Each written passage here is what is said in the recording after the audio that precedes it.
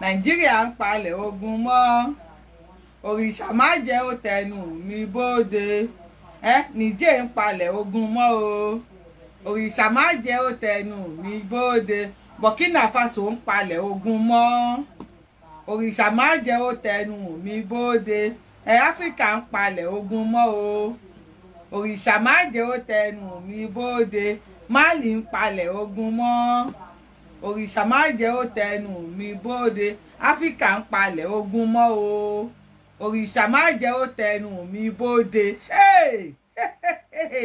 ogun lẹ fi ń ṣeré báyìí Baba Tinubu na beg we beg you no carry us go where we no know ogun lẹ fi ń ṣàwàdà ṣùgbọ́n bá rántí níjọ̀wọ́ July 26 last month 2023 ni wọ́n gba ìjọba lọ́wọ́ president Niger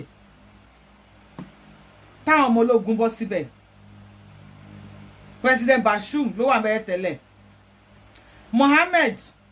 ọ̀gágun Mohammed Abdulrahmani ló gba ìjọba òun àtàwọn ikọ̀ ẹ̀ ó bọ́ sórí TV ó láwọn ti gbàjọba now àwọn ECOWAS Economic Community of West African States wọ́n wá kóra wọn jọ wọ́n ní àwọn fọ́ọ̀mù anti-coup d'etat okay fine ẹ ti fọ́ọ̀mù anti-coup d'etat kò sí wàhálà bó tiẹ̀ jẹ́ pé ẹ bèrè pé kí ló fa coup táwọn èèyàn ń ṣe láfíríkà ẹ wádìí yẹn lọ àbí dípò tẹ̀ máa mọ right solution now wọ́n ti wá ṣe meeting ẹ bá mi gbójú ayọ̀ sókè ẹ wo ẹ̀gbẹ́ mi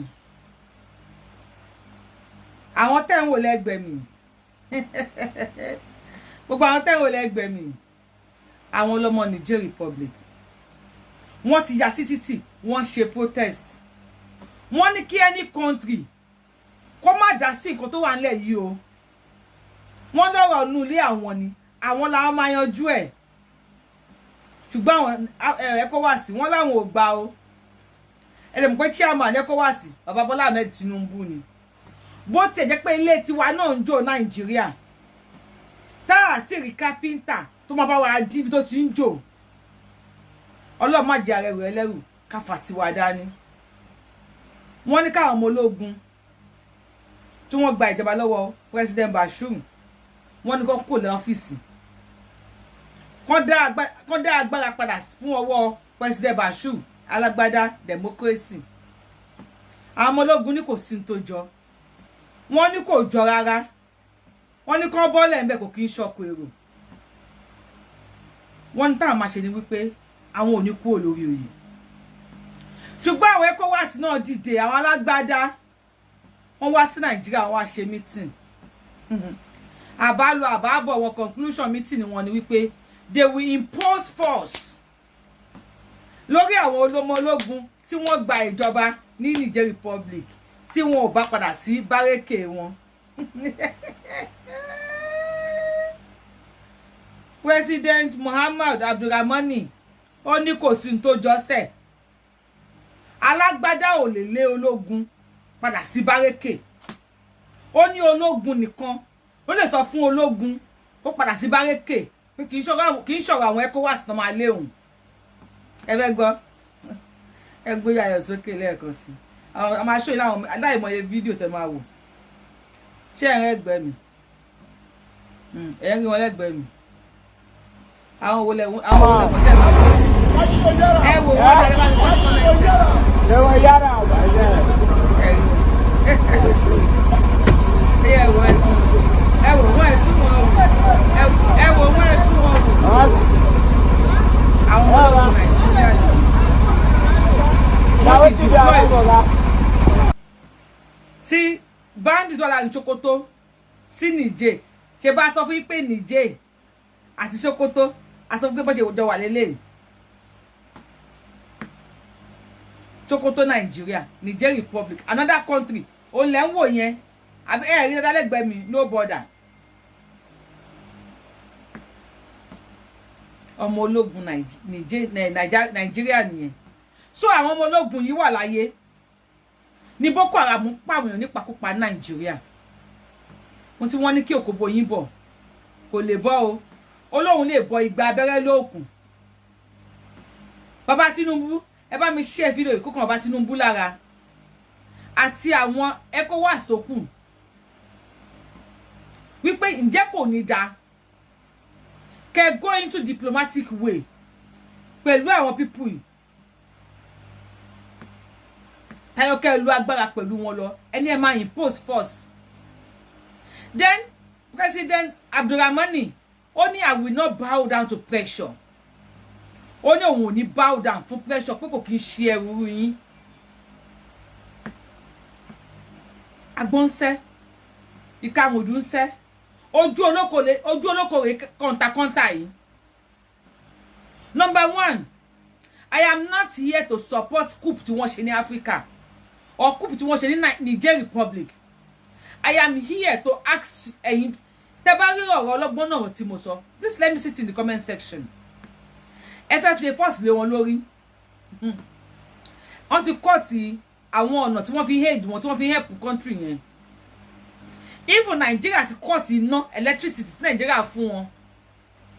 Wọ́n ti kọ́ ti ẹ̀. Àwọn France tí wọ́n colonize wọn owó tí wọ́n fún wọn wọ́n ti stop ẹ̀. Now everybody ti evacuate.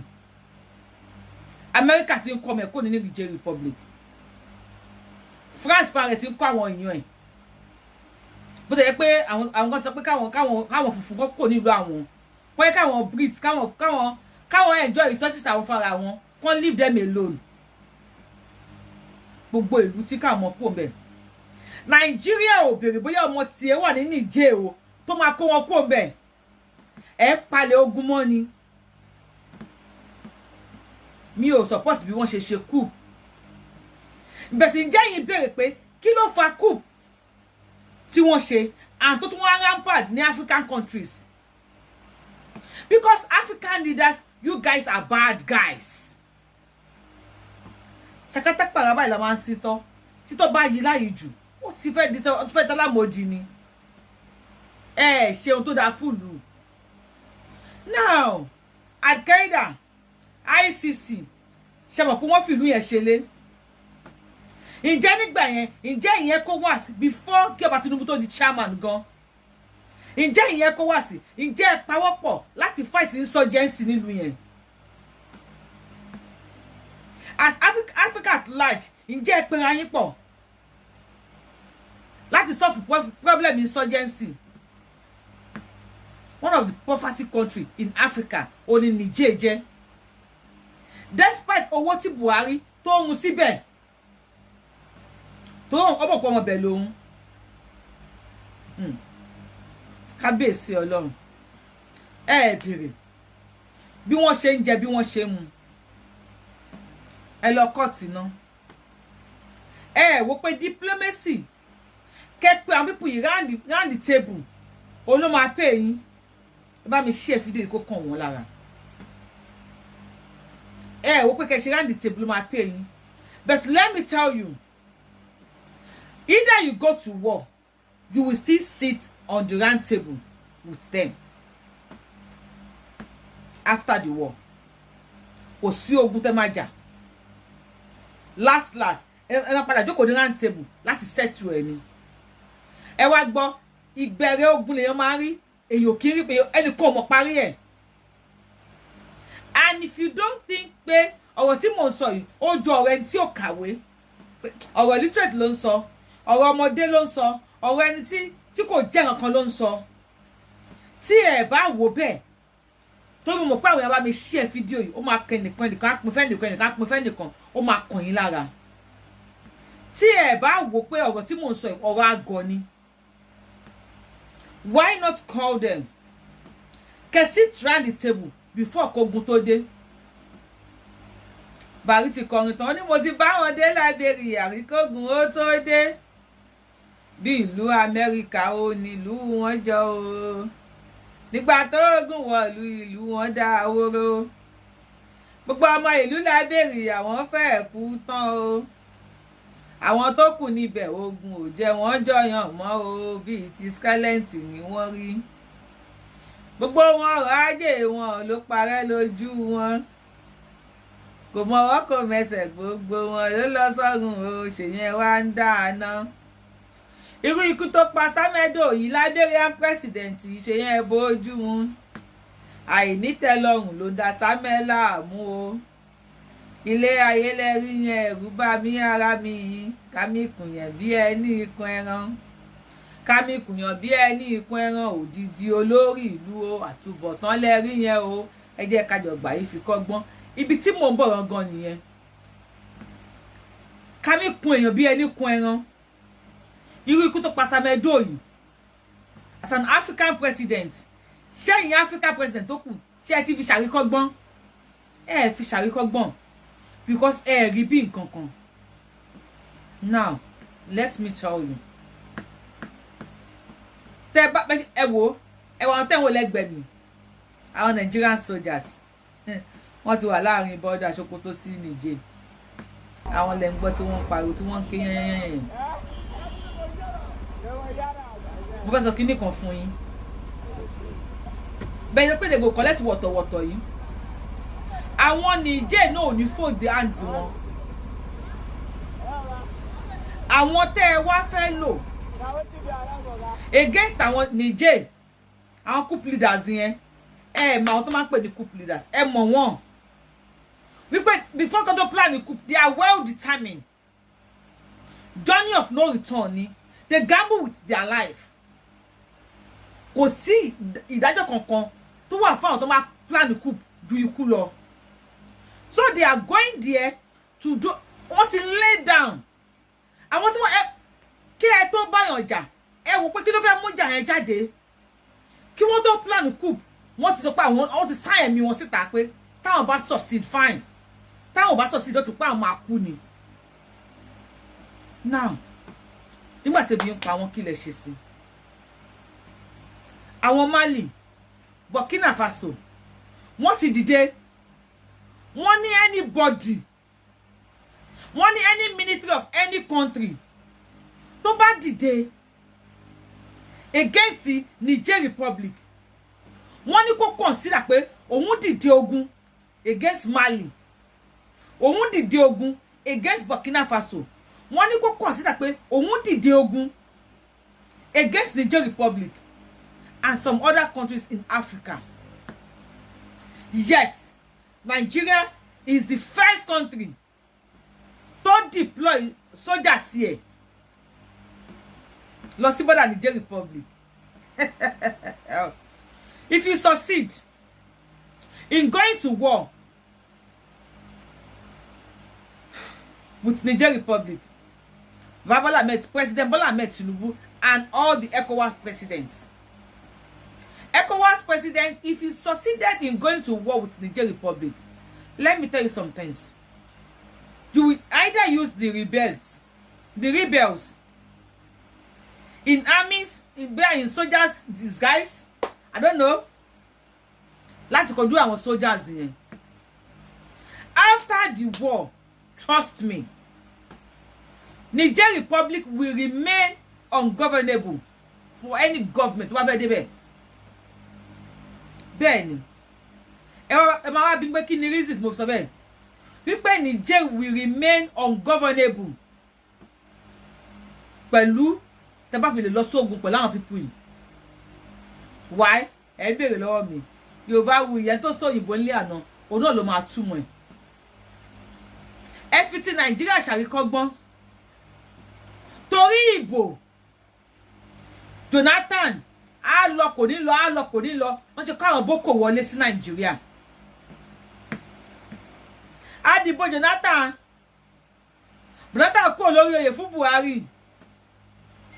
Mo wá fẹ́ béèrè lọ́wọ́ yín ṣé ìwọ̀nba boko tí wọ́n kó wọlé àwọn boko haram tí wọ́n kó wọlé láyé Jonathan ṣé ìwọ̀nba tí wọ́n kó wọlé ṣé ìwọ̀nba yẹn ló wà Nàìjíríà ń sìn? Wọ́n ti make Nigeria remain ungovernable. Wọ́n ti invite our families wọn, our friends wọn, our relatives wọn from different countries, from Sahel, from Niger, from this, from that, from as one different groups ní Nigeria. tí wọ́n ṣojú ara wọn àti rẹ́ni tí wọ́n jí gbé Nàìjíríà tó ní wọ́n tà wọ́n fún ìran ìpele mẹ́ta olótò làwọn tó jí wọn gbé nígbà tó bẹ̀rẹ̀ bí àtúnyẹ kan tí àwọn fámìlì wọn tètè rí kó wá ó láwọn tó máa ń ra èèyàn wọ́n dé wọ́n ra àwọn ó lóun tẹ̀ gbé fẹ́ lọ pa àwọn ni ó láwọn yẹn ra àwọn ní àfùyè tí àwọn fámìlì tó ń bè lọ́wọ́ àwọn fámìlì àwọn tó kó àwọn lọ kó àwọn ẹlòmíì àwọn ètò wáyé increase price fún àwọn fámìlì àpò iye báyìí làwọn fẹ́ gbà àwọn fámìlì àwọn sì ń sáré kiri lọ́wọ́ ó ní wọ́n pa èyí tí wọ́n pa lójú àwọn ń bẹ̀ ìtò bá ti wíìkì báyìí wọ́n náà yìnbọn fún lórí wọ́n pàdánù ni wọ́n náà padà tó ta àwọn fún ìpele kẹta Channel TV wọ́n interview ẹ̀ nìyẹn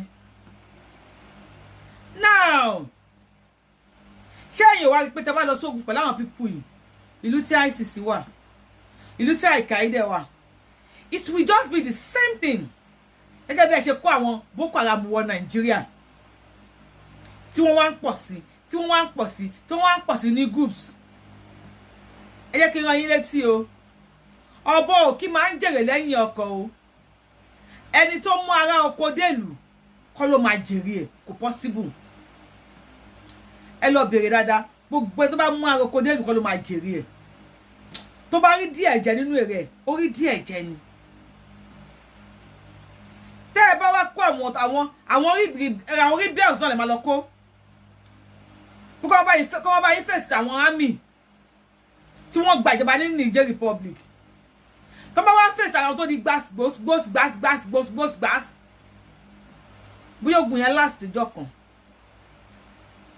bí ó last ọjọ́ kan bí ó last ọ̀sẹ̀ kan ó lè jẹ́ pé oṣù kan péré lógun ẹ̀ máa fi tán ó lè jẹ́ ọdún kan ó lè jẹ́ ọdún mẹ́wàá ìbẹ̀rẹ̀ ogun la máa rí àìmọ̀ parí ẹ̀ máa sọ̀rọ̀ sí lágbájá ọmọ tó máa bá lẹ́nu onítàn ẹ̀ ń kọ́ àwọn sójà yín lọ ẹ mọ̀ bóyá àwọn náà ti láwọn kan lẹ́yìn tí wọ́n ní kó máa nìṣó ẹ mọ̀ oníkálukú ló mọ ibi tó sápamọ́ sí máa bú lágbájá pokùnso lágbájá fún ẹ ní èsì wàá lọ bẹ́ sódò àwọn kan sì ẹ̀ ní bóyá Russia ló wà lẹ́yìn wọn torí wọ́n sun flag France and France said there will be consequence for burning down their flags torí flag náà ló represent a country and they are now saying long live Putin, long live President Putin. Wọ́n mú flag Russia wọ́n nà sókè.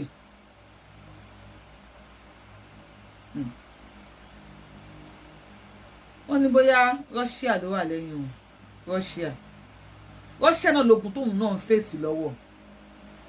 Díẹ̀ ni Russia máa lè ṣe ń bẹ̀. Kó má jẹ́ pé ohun tó fẹ́ ṣẹlẹ̀ yìí àwọn òyìnbó gbogbo missiles tó ní kálukú wọn ti ṣe Africa náà máa sọ the battlefield tó ti máa test ẹ̀ ẹni tó máa kú ẹni tó máa kú àwọn àti ìlú ayé ẹ bẹ̀rẹ̀ sí ní jagun ni tẹ́ bá wá ń jagun lọ́wọ́ àwọn á máa ta nǹkan ogun fún yín resources yìí lè máa fi máa dúró as collateral lè máa fi máa ra nǹkan ogun lọ́wọ́ wọn èyí tó bá padà wọ́n ní láàrin yín làwọn tún máa bá lọ Africans why tí a lè dúró lẹ́yọ̀ kan why tí ẹ̀yin olórí wa tẹ́ máa fi ẹ̀tẹ̀ sílẹ̀ tẹ́ máa pàlàpàlàpà why tí ẹ̀ ní listening here why tí wọ́n kan gímọ̀ yín ní etí why tí etí yín di ṣé ẹ níkà ní abẹ́ burú àbí kò sí ní tó kàn mí nílùú tẹ́ fẹ́ máa jó sí ẹni tó bá lè kú kó kú ẹni tó bá lè kú kó kú kó tà ti dá fẹ́yìn ní ìlú tẹ́ fẹ́ máa jó sí ẹ wá fẹ́ gbọ́ ojú ti là kọjá bẹ́ ṣe lérò any countries wọ́n repeat wọ́n ní any countries Mali Burkina Faso wọ́n ti sọ̀rọ̀ sókè wọ́n ní any countries tó bá wage war àbí tó bá deploy army ẹ̀ wá sí Niger wọ́n ní kó gbà wípé òun ti wage war against Burkina Faso, against Mali, against Niger, and some African countries. I pray. I don't know. I don't want to say I pray. I will just advise you, because money I pray. I'm going to show you. But I will say I pray. Come on, see ogun ni Africa. I pray. Come on, see ogun ni Niger Republic. Talk about it being power. ECOWAS chairman, ECOWAS president, ECOWAS whatever. That's it. Nígbà tó dún pọ́n igun wọn ní Niger, àwòdì yín ò bá wọn rà. Pé wọ́n ní ẹ pẹ̀lẹ́ ń bẹ̀ ń o. Ṣé ẹ jẹun àbẹ́ ẹ jẹ. Nígbà tí wọ́n ń jí wọn gbé, tí wọ́n ń jí wọn pa, tí ICC Al-Qaeda tó bá wọn pọ̀ wọn gan-an, bèrè help wọn.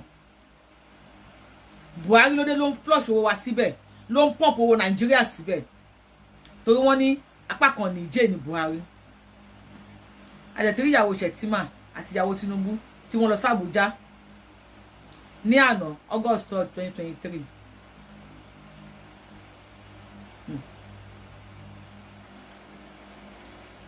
Kí ni wọ́n lọ ṣe? Ẹnìkan mọ̀. Now, mo fẹ́ bi yín, Bàbá Bọ́lá Ahmed Tinubu, tí wọ́n bá kó ogun wọ Nàìjíríà,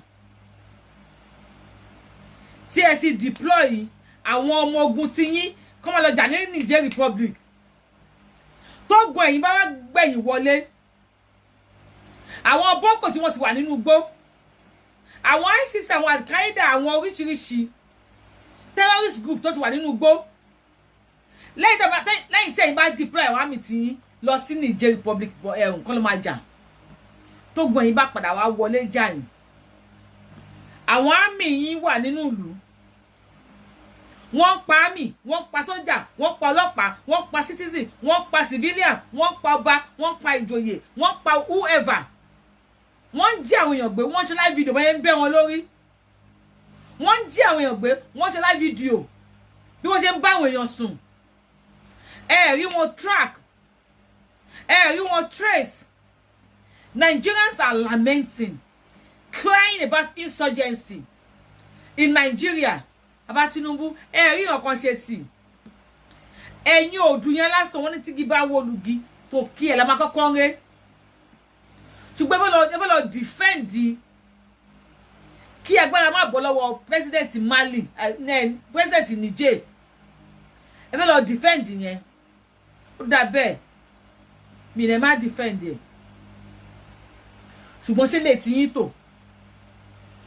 Now, ẹ wẹ̀ sí tí wọ́n fi bá Tinubu ṣe. Bó sàbá Tinubu nìyẹn, ó náà ń bú. Bàbá Tinubu lẹ̀ ń wò ní.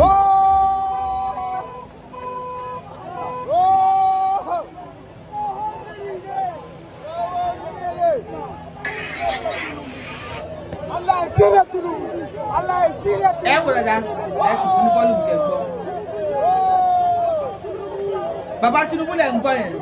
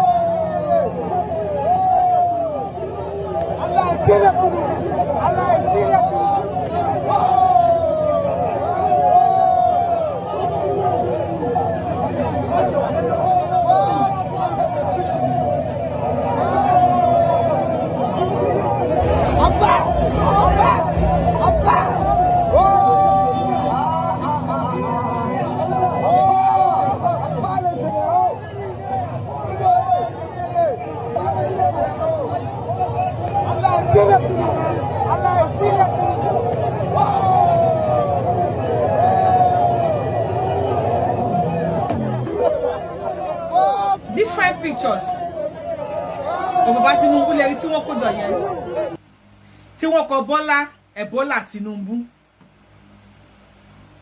Èmi ò gbọ́ Niger, ṣùgbọ́n àwọn tí wọ́n gbọ́ Niger sọ pé èpè ni wọ́n ń ṣẹ́lé Baba Bọ́lá Tinubu. Bọ́lá Ebola Tinubu. Ẹ lè ní kò kàn yín, kò ṣe kíní kan. Àmọ́ Baba Tinubu, definitely wọ́n ti mọ̀ wípé Nàìjíríà ni first country tó fẹ́ bá wọn jagun bẹ́ẹ̀ tó pẹ́ jẹ́ chairman ECOWAS ni o ṣùgbọ́n now ẹ tún bá mi tún wò.